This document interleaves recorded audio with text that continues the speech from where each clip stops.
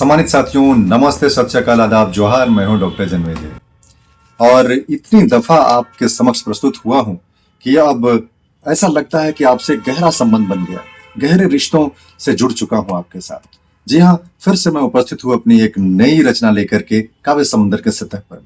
काव्य समंदर के सतह पर उतरने वाली तमाम कविताएं जिंदगी के जड़ों से जुड़ी होती हैं। उन कविताओं के रंगों में हजारों रंग शामिल होते हैं। कभी खुशी है तो कभी गम है, कभी उत्साह है तो कभी उमंग है। हमारी कविताओं में कुछ खास रंग बहुत गहरे उभरते हैं। जी हाँ, रोटी कपड़ा मकान के साथ साथ जीत हार और हमारी कविताओं में स्वाभिमान का रंग बड़ा ही निराला बनकर के उभरता है, उतरता है।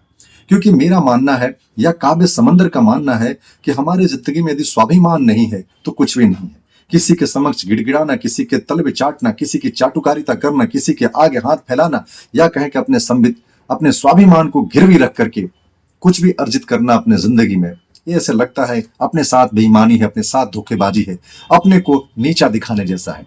और स्वाभिमान न रहे, अपनी अपनी सोच ही निम्न स्तर की रहेगी तो हम जीत नहीं सकते हैं।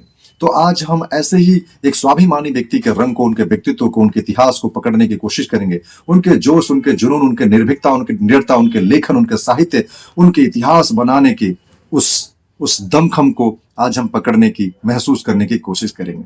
जी हाँ, मैं अपनी मूल कविता यानी रचना पर आऊं, आप तक अपनी रचना पहुंचाऊं, उससे पहले मैं आपको एक किताब दिखाना चाहता हूं। यह एक किताब है और किताब का शीर्षक है गुलामगिरी। और ये जो तस्वीर लगी है ये राष्ट्रपिता महामना ज्योतिबा फूले की है। ये ऐसे भारतीयों में शामिल रहे जिन्होंने दमन शोषण के खिलाफ एक प्रखर आवाज बनकर के अपनी पहचान गढ़ी है।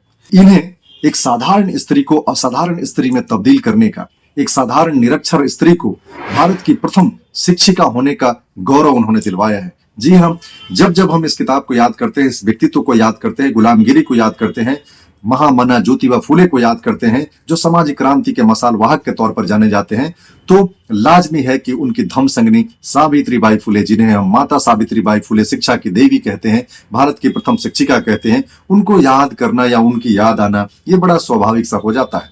जी हाँ, माता सावित्रीबाई फूले के बारे में कहा जाता है कि जब विवाह करके आई तो निरक्षर थी। जब उन्हें एहसास हुआ कि उन्हें साक्षर बनना चाहिए, उन्होंने ज्योतिबा फूले के जीवन में देखा, एक धम्म संगनी के तौर पर उन्होंने महसूस किया कि शिक्षित होकर के, साक्षर होकर के, पढ़ लिख करके ज्योतिबा फूले के सामाजिक क्रांति को और ज्यादा आगे बढ़ा सकती है, बहुत तेजी से आगे बढ़ा सकती है। तो उन्होंने शिक्षा का दामन थामा और ज्योतिबा फूले ने उन्हें पढ़ने में बहुत मदद की। भारत की प्रथम शिक्षिका होने का जो सफर था वो इतना आसान नहीं था।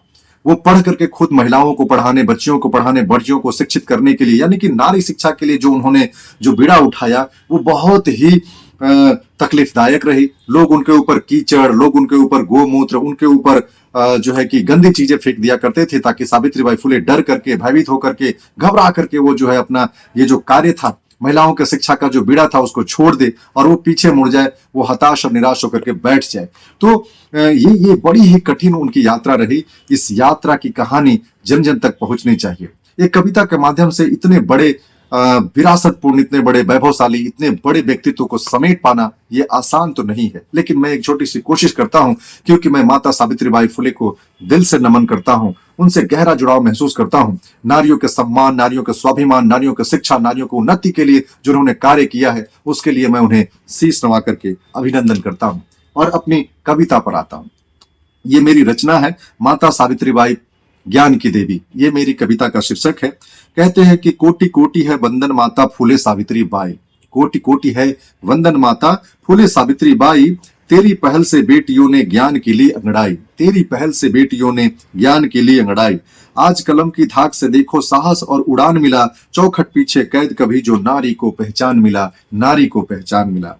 आज भले तो भूल गए, मैं आज वर्तमान की तमाम नारियों को, किसी भी जाति, धर्म, बिरादरी, किसी क्षेत्र की जो बेटियां हैं, जो आज शिक्षित हो रही हैं, जो आसमान की बुलंदियां छू रही हैं, वो खेल के जगत में, विज्ञान के जगत में, लेखन के जगत में, नृत्य कला के जगत में, साहित्य के जगत में, फिल्मों के जगत में, मीडिया की दुनिया में तहलका मचा रही हैं। ये इसलिए संभव हो पाया कि माता सावित्रीबाई फूले ने उनके लिए लड़ाई लड़ी, उनके शिक्षा के लिए, उनके स्वाभिमान के लिए अपने जीवन का एक एक वक्त, एक एक टुकड़ा जो है कि सर्वस्व न्यौछावर किया।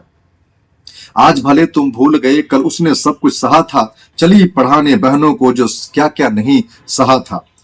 बदल गया अब वक्त ज्ञान से हक और ये सम्मान मिला, बदल गया सब ज्ञान से हक और ये सम्मान मिला, चौखट पीछे कैद कभी जो नारी को पहचान मिला।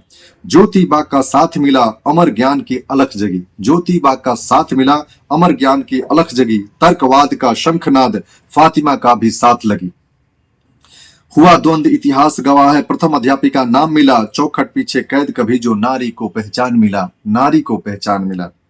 और अंतिम कुछ पंक्तियां कहना है कि सन 48 पहला स्कूल, 1848 में ज्योतिबा फुले और सावित्रीबाई फुले ने महिलाओं के लिए पहला स्कूल खोला था। सन 48 पहला स्कूल, आहत अहम का भान हुआ, रोके नहीं सावित्री को जो आफत उनका प्राण हुआ।